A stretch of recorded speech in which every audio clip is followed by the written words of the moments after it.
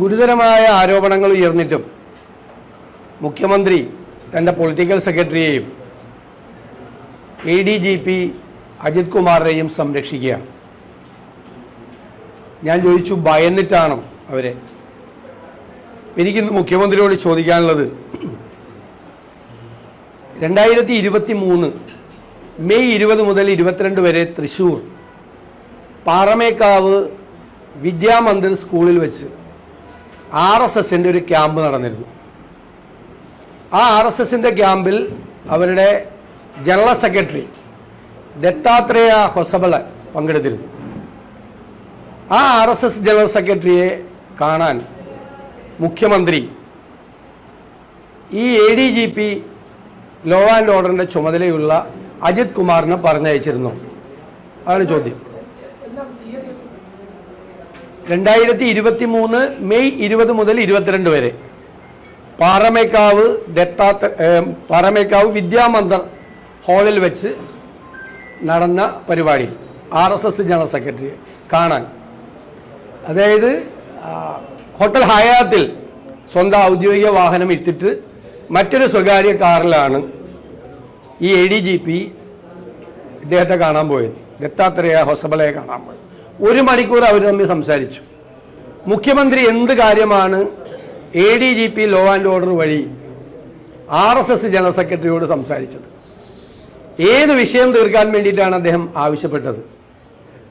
എന്ത് കാര്യത്തിനാണ് കേരളത്തിലെ പോലീസിലെ ലോ ആൻഡ് ഓർഡറിൻ്റെ ചുമതലയുള്ള ഒരു ഉന്നത ഉദ്യോഗസ്ഥനെ അങ്ങോട്ട് അയച്ചത്? അതിന് കേരളത്തിലെ ഒരു RSS നേതാവ്, തിരുവനന്തപുരത്തുള്ള ഒരു RSS നേതാവ് കൂടി അതിന് ഇടനിലക്കാരനായിരുന്നു. അപ്പോൾ മുഖ്യമന്ത്രിയോടുള്ള ചോദ്യമാണ്, എന്തിനാണ് മുഖ്യമന്ത്രി വിട്ടത്?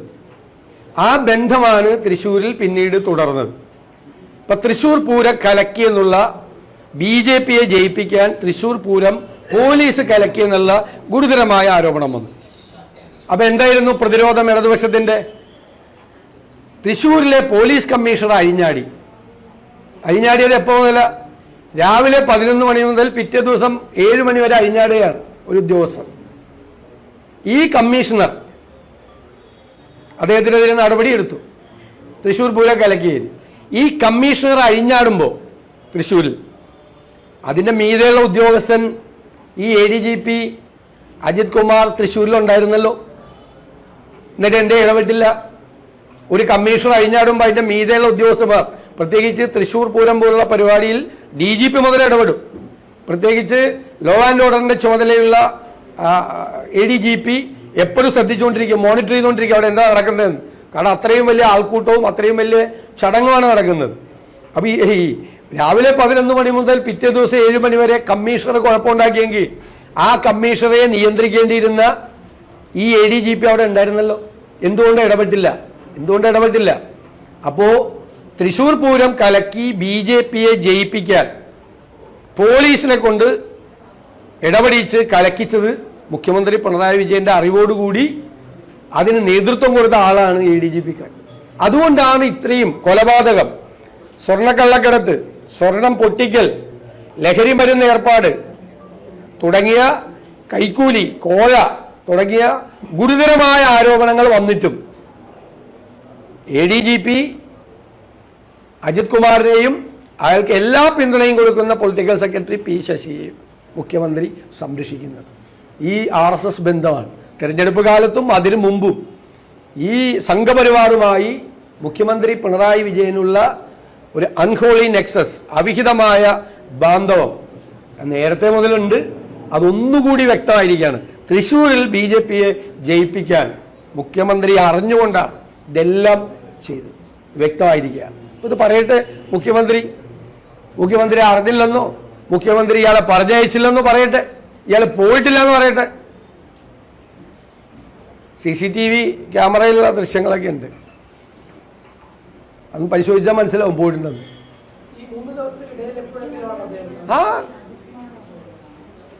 വേണമെങ്കിൽ ഞാൻ സംസാരിച്ച ഡേറ്റ് കൂടി പിന്നെ പറഞ്ഞുതരാം. കണ്ടിട്ടുണ്ട്, അവിടെ പോയി കണ്ടിട്ടുണ്ട്. 1 മണിക്കൂറായിരുന്നു നമ്മൾ സംസാരിച്ചിട്ടുണ്ട്. 1 മണിക്കൂർ. അതല്ല അത് പിന്നീടല്ല, അത് ഈ വർഷമാണ്.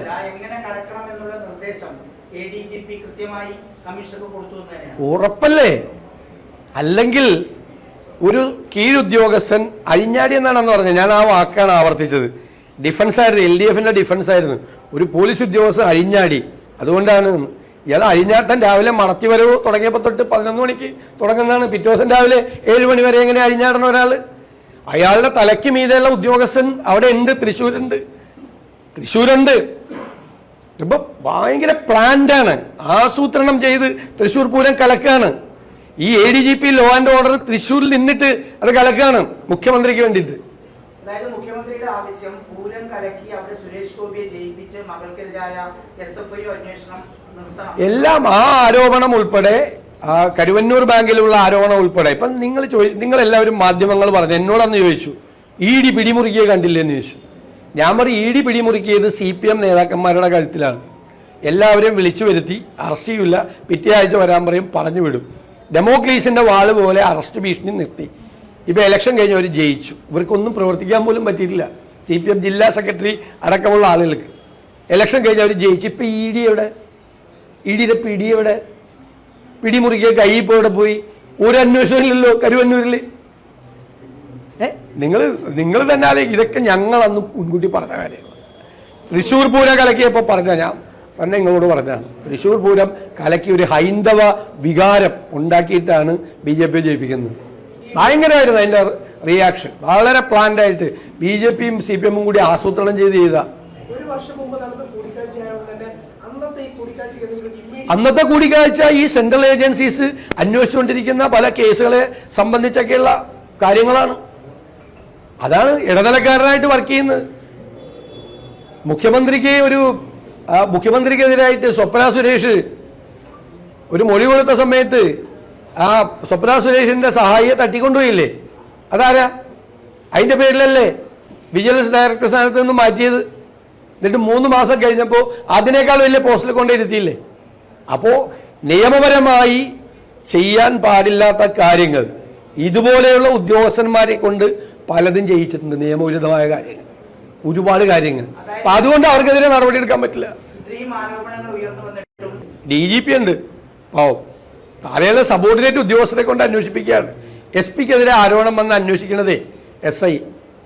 എങ്ങനെ ഉണ്ടാവും? SI SPക്കെതിരെ അന്വേഷിച്ച അതുപോലെയാണ് അന്വേഷിക്കുന്നത്. അപ്പൊ ഇത് ചോദിച്ചോ, ഇത് എന്താണ്, എന്ത് ഇടപാടാണ് ഈ സംഘപരിവാർ നേതൃത്വവും CPM നേതൃത്വവും തമ്മിലുള്ളത്? ഞങ്ങൾ ചോദിച്ചല്ലേ. ഇപ്പൊ ജാവദേക്കറെ കണ്ടെന്ന് പറഞ്ഞിട്ടല്ലേ ഇയാളെ പുറത്താക്കിയത്, EP ജയരാജനെ. ഞാൻ 5-6 പ്രാവശ്യം ജാവദേക്കറെ കണ്ടെന്ന് മുഖ്യമന്ത്രി ഇലക്ഷൻ അന്ന് നിങ്ങളോട് പറഞ്ഞില്ലേ? കേരളത്തിലെ മുഖ്യമന്ത്രി എന്തിനാണ് ജാവദേക്കറെ 5-6 പ്രാവശ്യം കാണുന്നത്? എന്തിനാ കാണുന്നത്? ജാവദേക്കർ കേന്ദ്രമന്ത്രിയല്ല, കേരളത്തിലെ BJPയുടെ തിരഞ്ഞെടുപ്പ് ചുമതലയുള്ള പ്രഭാരിയെ, കേരളത്തിന്റെ മുഖ്യമന്ത്രി, പോളിറ്റ് ബ്യൂറോ അംഗം പിണറായി വിജയൻ എന്തിന് 5-6 പ്രാവശ്യം കാണണം?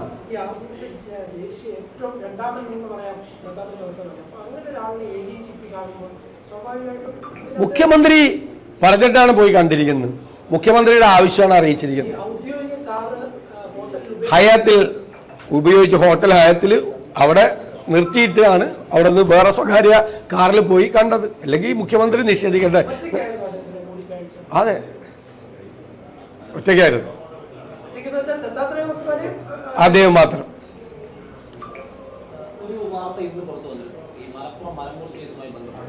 അതായത് ആ മലപ്പുറം കേസിൽ അന്വേഷണം അട്ടിമറിക്കാൻ പോലീസ് തന്നെ ശ്രമിക്കുന്നുവെന്ന് മൊഴി നൽകിയ ഒരു അയൽവാസി സ്ത്രീ തന്നെ വെളിപ്പെടുത്തി. എന്തൊരു ഞെട്ടിക്കുന്ന വാർത്തയാണിത്. ഈ സുജിത് ദാസ് എന്ന് പറയുന്ന SP-യും MLA-യും തമ്മിൽ നടത്തിയിരിക്കുന്ന ഫോൺ സംഭാഷണം കേട്ടാൽ 1 മിനിറ്റ് അയാളെ ഈ സർവീസിൽ വെച്ചുകൊണ്ടിരിക്കുക. 1 മിനിറ്റ് വെച്ചുകൊണ്ടിരിക്കുക. അയാൾ 3 SP-മാർക്കെതിരെയാണ് അസംബന്ധം പറഞ്ഞിരിക്കുന്നത്.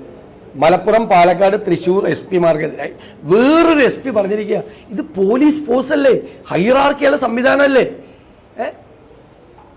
3 SP-മാർക്കെതിരെ വൃത്തികെട്ട സംസാരം. ഒന്ന്, പിന്നെ അഡീഷണൽ DGP-ക്കെതിരായിട്ട് ഗുരുതരമായ ആരോപണം. അത് ഇയാളെ സൂചിപ്പിക്കാൻ വേണ്ടിയിട്ട് പറഞ്ഞതാണ്.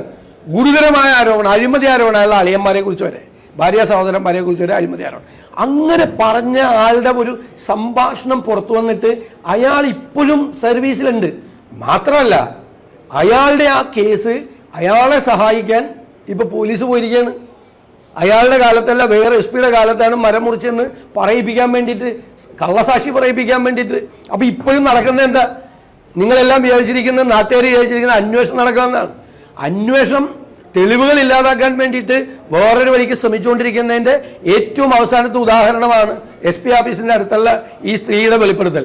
ഇന്നലെ മുഖ്യമന്ത്രിയെയും ഇന്ന് CPM സെക്രട്ടറി ഗോവിന്ദ മാഷയെയും കണ്ടതിന് ശേഷം അൻവർ ഏതാണ്ട് പൂർണ്ണമായി പിൻവാങ്ങിയിരിക്കുകയാണ്. മുഖ്യമന്ത്രി അൻവർ ഉയർത്തുന്ന വാദങ്ങൾ അംഗീകരിച്ച് പരിശോധിക്കാം എന്നായിരിക്കുമോ കൊടുത്ത ഉറപ്പ്? അതല്ല അനങ്ങാതിരിക്കണം എന്നായിരിക്കും? അല്ല, നമുക്ക് വളരെ കൃത്യമായിട്ടില്ല. അങ്ങോട്ട് പോയ ആളല്ലല്ലോ ഇങ്ങോട്ട് വന്നത്. അങ്ങോട്ട് പോയ ആളല്ലല്ലോ ഇങ്ങോട്ട് വന്നത്. ഇങ്ങോട്ട് വന്നത് ഏത് ഭീഷണിക്ക് വഴങ്ങിയിട്ടാണെന്ന് നമുക്കറിയില്ല. ADGP ഇയാൾക്കെതിരായിട്ട് ഗുരുതരമായ ആരോപണം, കൊലപാതകം, 2 കൊലപാതകം ഉൾപ്പെടെയുള്ള ആരോപണം ഉന്നയിച്ചിട്ട് മുഖ്യമന്ത്രിയെ കണ്ട് പുറത്തു വന്നിട്ട് പറയാണ് ഈ ADGP മാറ്റണമെന്നൊന്നും ഞാൻ പറഞ്ഞിട്ടില്ല.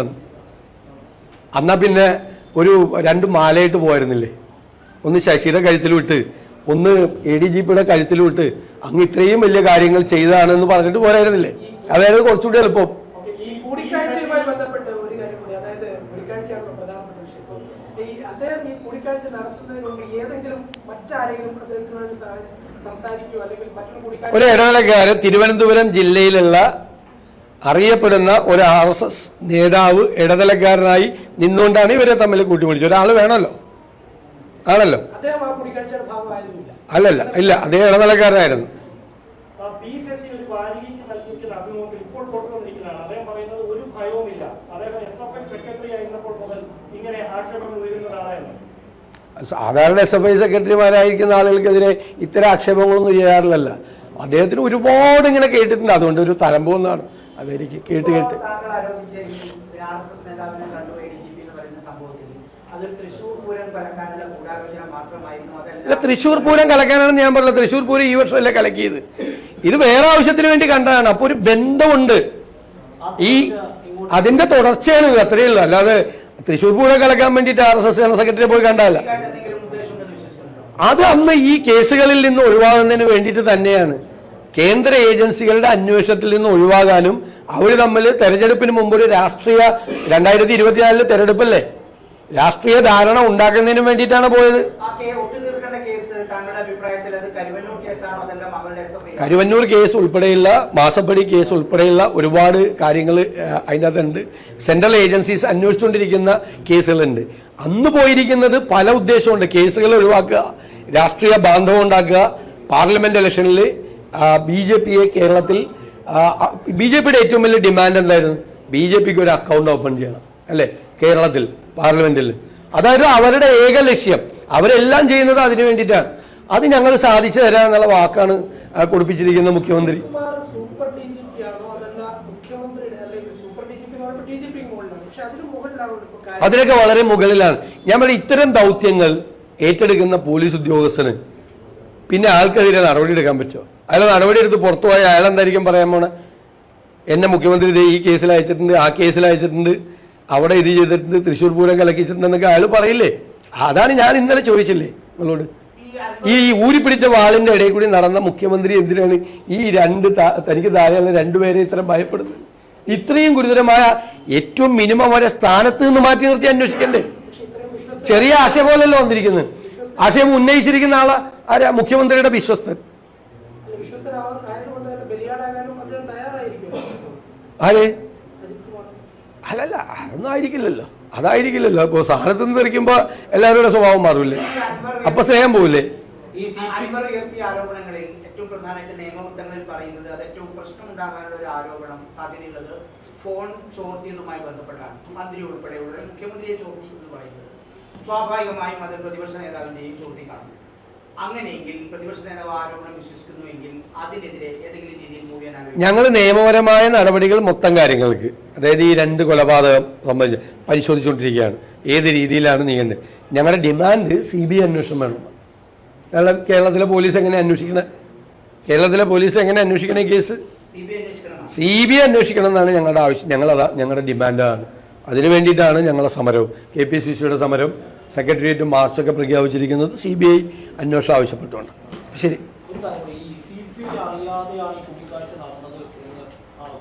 ആരെ? CBI അറിയില്ലല്ലോ. ഇന്നലെ സുനിൽകുമാർ എന്നെ മറുപടി പറഞ്ഞല്ലോ, തൃശ്ശൂർ പൂരം കലക്കിയതിന്റെ ഇര താനാണെന്നാണ് സുനിൽകുമാർ പറഞ്ഞത്. CPI അറിഞ്ഞ് സമ്മതിക്കുമോ BJP ആയിട്ട് ധാരണ ഉണ്ടാക്കാൻ? CPM ആണ് ഉണ്ടാക്കിയിരിക്കുന്നത്. മുഖ്യമന്ത്രി നിഷേധിക്കട്ടെ, അപ്പൊ പറയാം. CCTV ദൃശ്യങ്ങളുണ്ടെന്ന് പറഞ്ഞു കഴിഞ്ഞു. അല്ല, CCTV ദൃശ്യങ്ങളുണ്ട്, പരിശോധിച്ചോട്ടെ. CCTV ദൃശ്യങ്ങൾ മുഖ്യമന്ത്രി നിഷേധിക്കട്ടെ. ഇങ്ങനെ കണ്ടിട്ടില്ല എന്ന് പറയട്ടെ, നോക്കാമോ?